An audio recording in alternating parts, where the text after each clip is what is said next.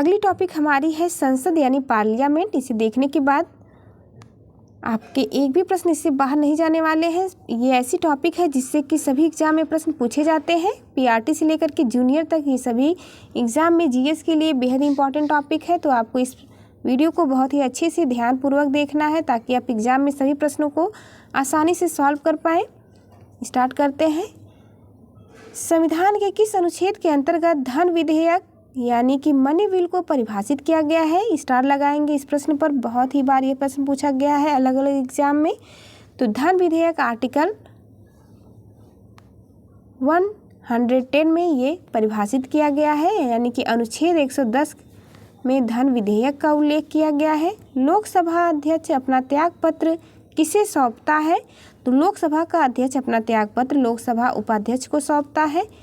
यदि प्रश्न पूछा जाए राष्ट्रपति अपना त्यागपत्र किसे सौंपते हैं, तो याद रखेंगे उपराष्ट्रपति को सौंपते हैं।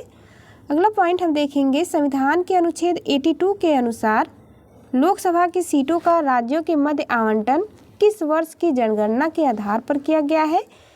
तो याद रखेंगे वर्ष 1971 की। अगला पॉइंट है, बॉक्स में दिए गए पॉइंट को बहुत ही ध्यान से देखेंगे। भारत में लोकसभा का अध्यक्ष यानी कि स्पीकर लोकसभा सदस्यों में से ही चयनित किया जाता है, यानी कि लोकसभा के सदस्यों में से ही किसी एक को लोकसभा का स्पीकर बनाया जाता है। आपको कमेंट बॉक्स में बताना है कि वर्तमान में लोकसभा के स्पीकर कौन है। अगला पॉइंट हम देखेंगे, राज्यसभा की एकांतिक शक्ति के अंतर्गत कौन सा अनुच्छेद आता है? तो अनुच्छेद याद रखेंगे 249। संविधान की चौथी अनुसूची किस प्रकार के प्रावधान करती है? तो संविधान की चौथी अनुसूची में राज्यसभा में स्थानों के आवंटन से संबंधित उल्लेख किए गए हैं। अनुसूची का वीडियो आपको पॉलिटी की क्लास में मिल जाएगा। यदि आप अनुसूची नहीं देखे हैं तो आसानी से जा कर के देख सकते हैं। इससे प्रश्न बार बार बनते हैं एग्जाम में, इसलिए मोस्ट इम्पॉर्टेंट टॉपिक है ये। लोकसभा में सदस्यों की अधिकतम संख्या कितनी हो सकती है? तो 552 होती है लोकसभा में सदस्यों की अधिकतम संख्या। भारतीय संविधान के अंतर्गत संसद के सदस्यों के विशेषाधिकारों तथा उन्मुक्तियों को कौन सा एक प्रावधान निर्धारित करता है? अनुच्छेद 105 याद रखेंगे। लोकसभा और राज्यसभा की कोरम सदन की कुल सदस्य संख्या के 1/10 संख्या से होती है। राज्यसभा का सदस्य बनने के लिए न्यूनतम आयु 30 वर्ष होनी चाहिए। राज्यसभा की अधिकतम निर्धारित सदस्य संख्या कितनी होती है? तो 250 याद रखेंगे। संसद के किस सदन का अध्यक्ष उसका सदस्य नहीं होता है? राज्यसभा का आंसर होगा हमारा। भारतीय संविधान का कौन सा अनुच्छेद संसद को अंतर्राष्ट्रीय समझौतों को लागू करने के लिए विधि निर्माण करने की शक्ति प्रदान करता है? आंसर होगा अनुच्छेद 253।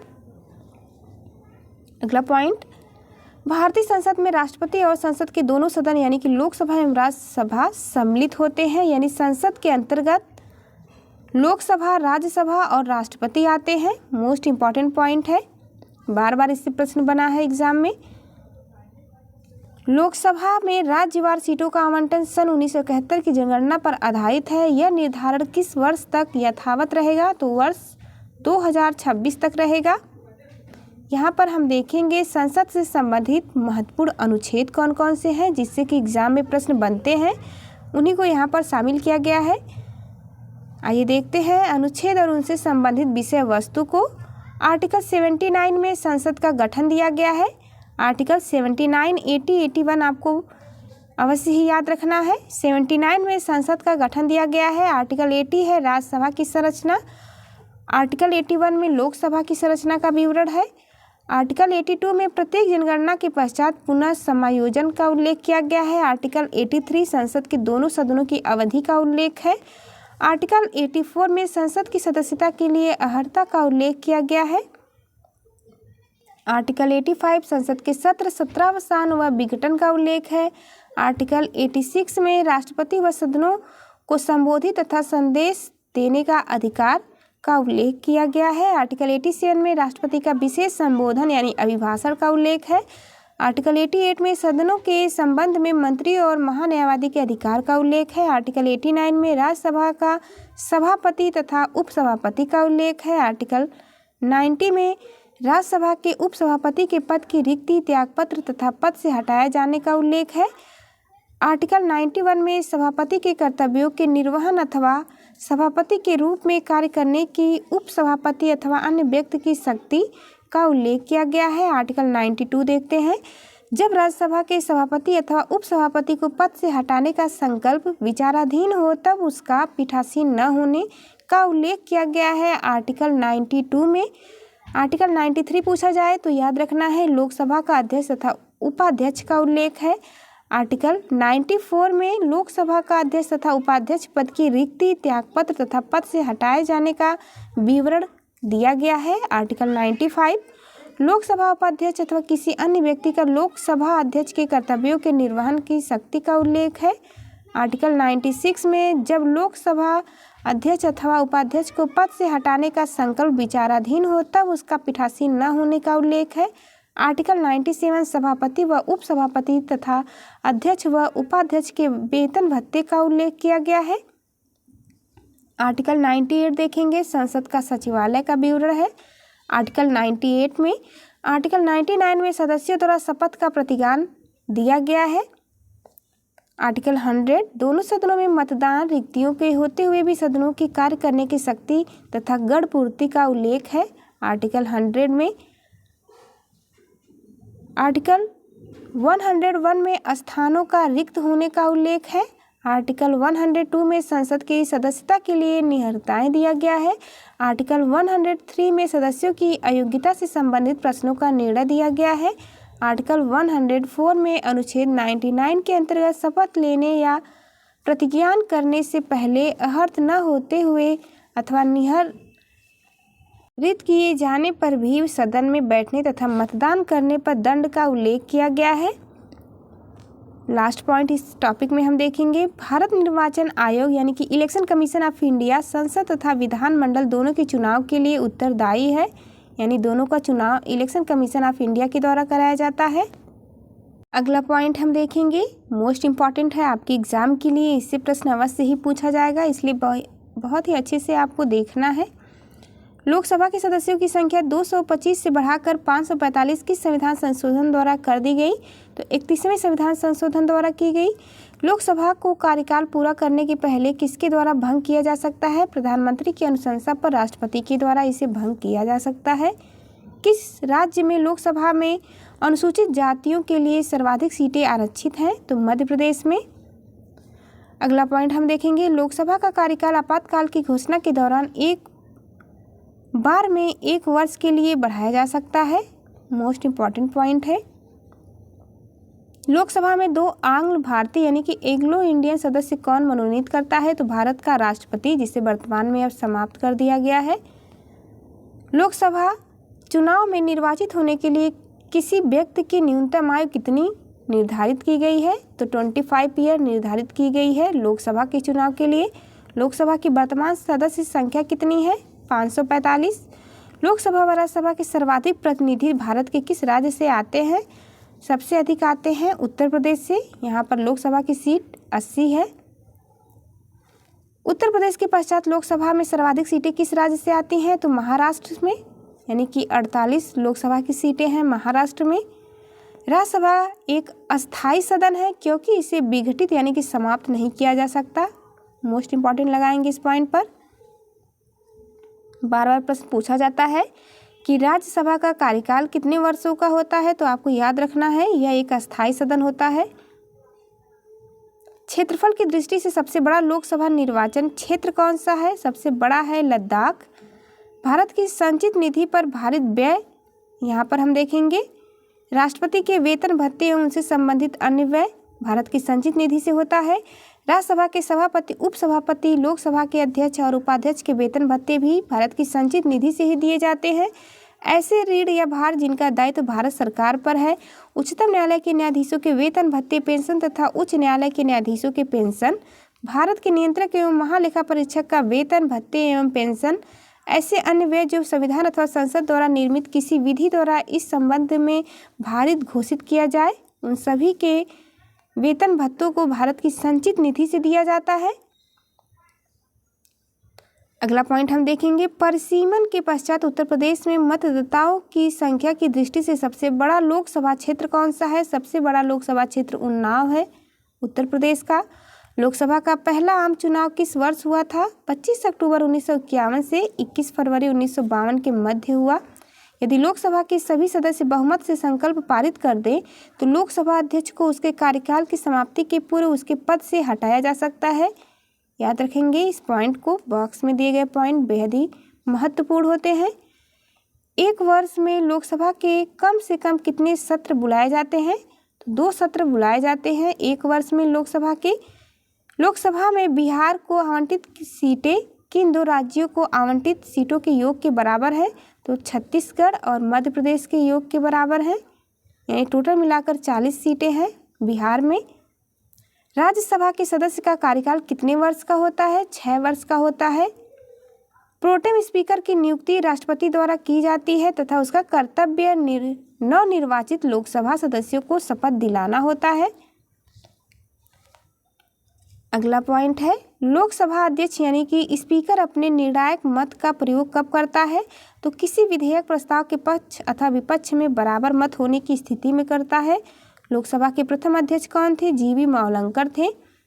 लोकसभा के वर्तमान अध्यक्ष का नाम आपको कमेंट बॉक्स में बताना है। लोक लेखा समिति नियंत्रक एवं महालेखा परीक्षक की रिपोर्ट की जांच करती है तथा उस पर अंतिम रिपोर्ट तैयार करके संसद के पटल पर रखती है। लोक लेखा समिति के बारे में यहाँ पर दिया गया है। प्राक्कलन समिति देखेंगे हम। प्राक्कलन समिति का कार्यकाल कितना होता है? 1 वर्ष का होता है। राज्यसभा के सदस्य किसके द्वारा चुने जाते हैं? तो राज्यसभा के सदस्य राज्यों की विधानसभाओं के द्वारा चुने जाते हैं। विशेषाधिकार समिति में दोनों सदनों से कुल कितने सदस्य होते हैं? 25 सदस्य होते हैं। लोकसभा से 15 तथा राज्यसभा से 10 होते हैं।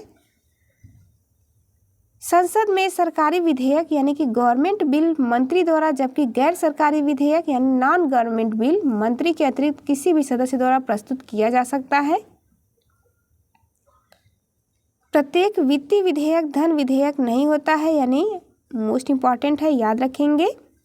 प्रत्येक वित्त विधेयक धन विधेयक नहीं होता है, परंतु प्रत्येक धन विधेयक वित्त विधेयक होता है। अगला पॉइंट हम देखेंगे इसी टॉपिक में, राष्ट्रपति द्वारा राज्यसभा में कितने व्यक्ति मनोनीत किए जाते हैं? 12 व्यक्ति मनोनीत किए जाते हैं। बहुत ही इम्पॉर्टेंट टॉपिक हमारी चल रही है। आपके एग्जाम में इससे प्रश्न पूछे जाएंगे, इसलिए आपको ध्यान से देखना है। यदि आप चैनल पर नए हो तो चैनल को जरूर सब्सक्राइब करें ताकि आने वाली सभी वीडियो का आपको नोटिफिकेशन मिलता रहे। एनसीईआरटी की मोस्ट इम्पॉर्टेंट क्लास चलाई जा रही है। प्रश्न हमारा है, राज्यसभा के लिए नामांकित होने वाली प्रथम अभिनेत्री कौन थी? नरगिस दत्त राज्यसभा सदस्य बनी वर्ष 1980 से 86 तक। लोकसभा की प्रथम महिला अध्यक्ष कौन थी? मीरा कुमारी थी। इनका कार्यकाल 4 जून 2009 से 4 जून 2014 तक। राज्य विधानसभा में कोई भी धन विधेयक राज्य के राज्यपाल की संस्तुति के बिना या अनुमति के बिना प्रस्तुत नहीं किया जा सकता है। एडिशनल पॉइंट को आप ध्यान देंगे। वे प्रथम लोकसभा अध्यक्ष कौन थे जिनके विरुद्ध लोकसभा में अविश्वास प्रस्ताव लाया गया था? जीवी मावलंकर थे। लोकसभा का सचिवालय किसके नियंत्रण में होता है? लोकसभा अध्यक्ष के नियंत्रण में होता है। अगला पॉइंट हम देखेंगे, भारतीय राजनीतिक व्यवस्था में कौन सर्वोच्च है? तो सर्वोच्च होता है भारतीय राजनीतिक व्यवस्था में हमारा संविधान। भारत की संचित निधि पर कौन सा व्यय भारित नहीं होता है? भारत के प्रधानमंत्री के वेतन और भत्ते ये भारत की संचित निधि से नहीं दिए जाते हैं। अगला पॉइंट हम देखेंगे, धन विधेयक संसद के किस सदन में पुनः स्थापित किए जा सकते हैं? तो केवल लोकसभा में धन विधेयक को प्रस्तुत किया जाता है। मोस्ट इम्पॉर्टेंट है, स्टार लगाएंगे इस पॉइंट को। धन विधेयक राज्य विधानमंडल के किस सदन में प्रस्तुत किया जाता है? केवल विधानसभा में प्रस्तुत किया जाता है। बजट की रूपरेखा किस विभाग के द्वारा तैयार की जाती है? आर्थिक कार्य विभाग के द्वारा। करों और सरकारी कामकाज के निर्वाह में हुई अन्य प्राप्तियों से संघीय सरकार को प्राप्त होने वाला राजस्व किस निधि से जमा होता है? तो भारत की संचित निधि से। वीडियो अच्छी लगे तो आपको लाइक अवश्य करना है। आर्थिक सर्वेक्षण प्रतिवर्ष संसद में कब प्रस्तुत किया जाता है? आगामी वर्ष के बजट के प्रस्तुतिकरण से पूर्व। कोई विधेयक धन विधेयक है अथवा नहीं, इसका निर्णय कौन करता है? लोकसभा का अध्यक्ष करता है इसका निर्णय। भारत की संचित निधि से धन निकालने के लिए संसद का अनुमोदन अनिवार्य होता है, याद रखेंगे। वोट ऑन अकाउंट संघ सरकार को किस प्रकार की अनुमति प्रदान करता है, यानी कि लेखा अनुदान संघ सरकार को किस प्रकार की अनुमति देता है? तो यह निश्चित अवधि के लिए भारतीय संचित निधि से धन निकालने की अनुमति प्रदान करता है, लेखा अनुदान। यहाँ पर हम देखेंगे साधारण विधेयक एवं धन विधेयक में क्या प्रमुख अंतर होता है। सबसे पहले देखते हैं साधारण विधेयक क्या होता है। तो इसे लोकसभा या राज्यसभा में कहीं भी प्रस्तावित किया जा सकता है, साधारण विधेयक को। पर धन विधेयक को केवल लोकसभा में ही प्रस्तावित किया जा सकता है। अगला पॉइंट हम देखेंगे, इसे मंत्री अथवा गैर सरकारी सदस्य दोनों द्वारा प्रस्तुत किया जा सकता है, लेकिन धन विधेयक को याद रखेंगे इसे केवल सरकार के किसी मंत्री द्वारा ही प्रस्तुत किया जा सकता है। तीसरा है, इसे सदन में प्रस्तुत करने से पूर्व राष्ट्रपति की अनुमति आवश्यक नहीं होती है। धन विधेयक में इसे सदन में राष्ट्रपति की संस्तुति से ही पुनः स्थापित किया जा सकता है। चौथा पॉइंट हम देखेंगे, साधारण विधेयक में इसे राज्यसभा द्वारा संशोधित या अस्वीकृत किया जा सकता है, पर धन विधेयक में इसे राज्यसभा द्वारा संशोधित या अस्वीकृत नहीं किया जा सकता है, यानी कि इसे अनिवार्य रूप से पास करना होता है। पांचवा पॉइंट हम देखेंगे, इसे राज्यसभा का अधिकतम 6 माह के लिए रोक सकती है, यानी कि किसी भी साधारण विधेयक को राज्यसभा अधिकतम 6 माह के लिए रोक सकती है, लेकिन याद रखेंगे धन विधेयक को इसे राज्यसभा अधिकतम 14 दिनों के लिए ही रोक सकती है, इससे ज़्यादा नहीं। साधारण विधेयक में राज्यसभा में भेजने के लिए लोकसभा अध्यक्ष के द्वारा प्रमाणित किए जाने की आवश्यकता नहीं होती है, पर धन विधेयक में देखेंगे इसे लोकसभा अध्यक्ष के द्वारा धन विधेयक के रूप में प्रमाणित किए जाने की आवश्यकता होती है। सातवां पॉइंट हम देखेंगे, साधारण विधेयक में दोनों सदनों में असहमति की स्थिति में राष्ट्रपति दोनों सदनों की संयुक्त बैठक बुला सकता है। इसे दोनों सदनों में पारित होने के बाद राष्ट्रपति के हस्ताक्षर के लिए भेजा जाता है, पर धन विधेयक में हम देखेंगे इसमें दोनों सदनों के बीच असहमति का कोई अवसर ही नहीं होता है, इसलिए संयुक्त बैठक का कोई प्रावधान नहीं होता है। इसे केवल लोकसभा से पारित होने के बाद राष्ट्रपति के लिए हस्ताक्षर के लिए भेज दिया जाता है। आठवां पॉइंट हम देखेंगे, साधारण विधेयक में यह विधेयक लोकसभा में अस्वीकृत होने पर सरकार को त्यागपत्र देना पड़ सकता है यदि इसे मंत्री ने प्रस्तुत किया हो तो। धन विधेयक के अंतर्गत हम देखेंगे यह विधेयक लोकसभा में अस्वीकृत होने पर सरकार को त्यागपत्र देना पड़ता है। अगला पॉइंट है, इसे राष्ट्रपति द्वारा अस्वीकृत या स्वीकृत किया जा सकता है अथवा पुनर्विचार के लिए भी भेजा जा सकता है, पर धन विधेयक इसे राष्ट्रपति द्वारा स्वीकृत या अस्वीकृत किया जा सकता है, परंतु पुनर्विचार के लिए नहीं लौटाया जा सकता। अगला पॉइंट हम देखेंगे, धन विधेयक एवं संविधान संशोधन विधेयक के संबंध में दोनों सदनों की संयुक्त बैठक नहीं बुलाई जाती है। आगे हम देखेंगे प्राक्कलन समिति के बारे में। प्राक्कलन समिति संसद के किस सदन के सदस्यों से गठित की जाती है? तो लोकसभा के सदस्यों से। कोई भी कानूनी विधेयक संसद के किस सदन में प्रस्तुत किया जा सकता है? संसद के किसी भी सदन में प्रस्तुत किया जा सकता है। भारतीय संसद के दोनों सदनों की संयुक्त बैठक साधारण विधेयक तथा वित्त विधेयक दोनों के संबंध में हो सकती है, याद रखेंगे। अगला मोस्ट इम्पॉर्टेंट पॉइंट, संसद के 2 सत्रों के मध्य आधिकारिक अंतराल कितना होना चाहिए? तो 6 महीने का अंतराल होना चाहिए। आकस्मिक निधि को राष्ट्रपति कैसे व्यय कर सकते हैं? बिना संसदीय स्वीकृति के राष्ट्रपति इसे व्यय कर सकते हैं। लोकसभा में विधेयक पर आम बहस किस वाचन में होती है? तो द्वितीय वाचन के अंतर्गत होती है। कटौती प्रस्ताव को और किस अन्य नाम से जाना जाता है? समापन प्रस्ताव के नाम से। यदि कोई धन विधेयक लोकसभा द्वारा स्वीकृत कर दिया जाए तो राज्यसभा इसे अधिक से अधिक कितनी अवधि तक रोक सकती है? अधिक से अधिक 14 दिनों के लिए ही केवल रोक सकती है। बॉक्स में दिए गए पॉइंट को आप ध्यान देंगे। यदि वार्षिक संघीय बजट लोकसभा द्वारा पारित न हो तो प्रधानमंत्री अथवा मंत्रिपरिषद सहित त्यागपत्र दे देता है। लोकसभा तथा राज्यसभा के संयुक्त अधिवेशन की अध्यक्षता कौन करता है? लोकसभा का अध्यक्ष के द्वारा इसकी अध्यक्षता की जाती है। संसद की किस समिति में राज्यसभा का प्रतिनिधित्व नहीं होता? तो प्राक्कलन समिति में। अंतर्राष्ट्रीय संधियों को भारत के किसी भाग अथवा संपूर्ण भारत में लागू करने के लिए संसद कोई भी कानून बना सकती है बिना किसी राज्य की सहमति से ही। याद रखेंगे इस पॉइंट को। अगला पॉइंट हम देखेंगे, संसद की लोक लेखा समिति का प्रमुख कार्य शासन के वित्तीय लेखा एवं विनिमय तथा नियंत्रक महालेखा परीक्षक की रिपोर्ट का परीक्षण करना होता है। कई बार ये प्रश्न पूछा गया है। भारतीय संसद किसके माध्यम से प्रशासन पर नियंत्रण करती है? तो संसदीय समितियों के माध्यम से नियंत्रण करती है। अगला पॉइंट हम देखेंगे, वर्तमान में राज्यसभा में 245 सदस्य हैं, जिनमें से 229 सदस्य राज्यों से एवं 4 सदस्य संघ राज्य क्षेत्रों से चुनकर आते हैं तथा 12 सदस्य राष्ट्रपति द्वारा मनोनीत किए जाते हैं। सरकार द्वारा लोकसभा में अपना बहुमत सिद्ध करने के लिए कौन सा प्रस्ताव रखा गया है? तो विश्वास प्रस्ताव रखा जाता है। सरकार द्वारा लोकसभा में अपना बहुमत सिद्ध करने के लिए विश्वास प्रस्ताव रखा जाता है। भारतीय संसद के दोनों सदनों की प्रथम संयुक्त बैठक किस विधेयक पर हुई थी? दहेज उन्मूलन विधेयक पर हुई थी वर्ष 1961 में।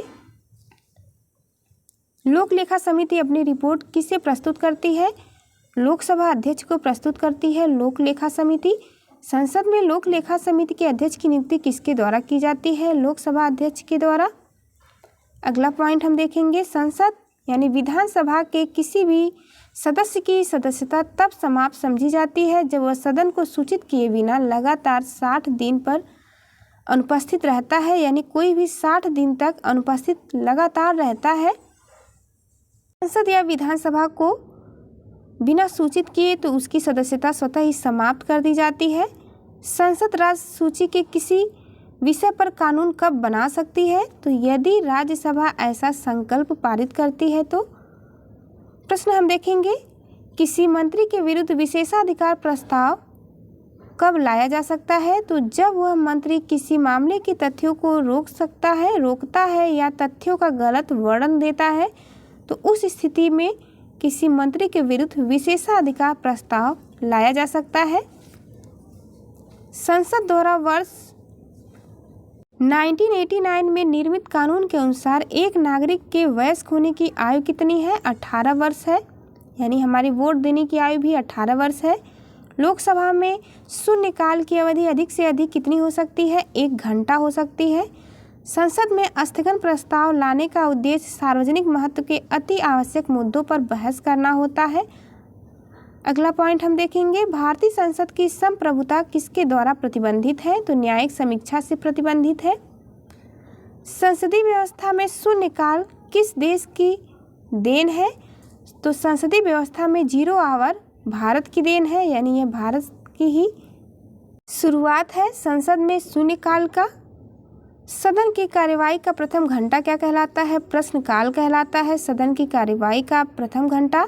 लोक लेखा समिति में कुल 22 सदस्य होते हैं। सदस्यों की संख्या याद रखना है, कुल 22 सदस्य होते हैं, जिसमें 15 लोकसभा से तथा 7 राज्यसभा से लिए जाते हैं।